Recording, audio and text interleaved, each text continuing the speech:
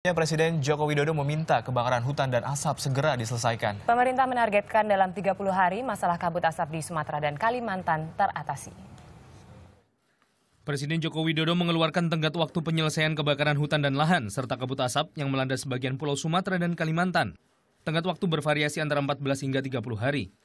Untuk itu BNPB dan tim gabungan akan lakukan berbagai upaya seperti waterbombing, teknologi modifikasi cuaca, hingga sosialisasi dan tindakan pencegahan hukum. Dengan melihat ancaman yang ada dan kekuatan kemampuan yang kita miliki, maka untuk Riau ditetapkan 14 hari terhitung mulai hari Kamis yang lalu. Sedangkan untuk Sumatera Selatan diberikan waktu 30 hari. Begitu juga dengan Jambi 30 hari.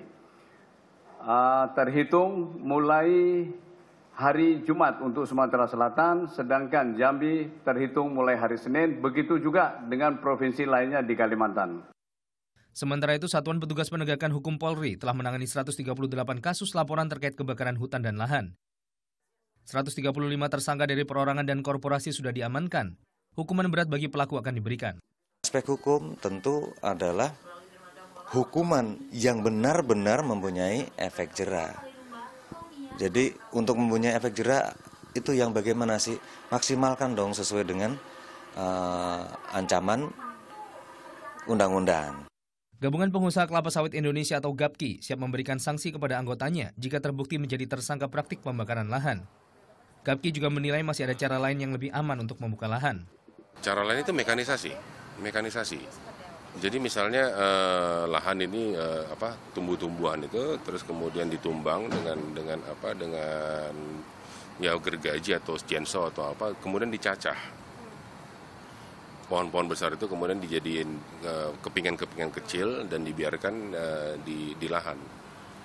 Itu yang sudah berlaku semenjak kejadian, saya lupa aturannya itu mulai berlaku, tapi itu yang tahun 90 berapa ya, yang kebakaran besar di Riau, kemudian peraturan itu diberlakukan bagi seluruh perkebunan. Sementara Kementerian Lingkungan Hidup dan Kehutanan tengah memeriksa 29 perusahaan yang melakukan konsesi di Riau. Jika perusahaan itu terbukti bersalah, sanksi administratif hingga pencabutan izin akan diberlakukan. Ya ada yang dari Malaysia yang sudah ketahuan, yang saya sudah lihat, yang Singapura kita lagi cari. Tapi karena di Riau itu ada 29 yang kita sedang teliti. Hingga kini pemerintah belum mengeluarkan kategori bencana nasional untuk musibah kebakaran hutan dan asap di Kalimantan dan Sumatera.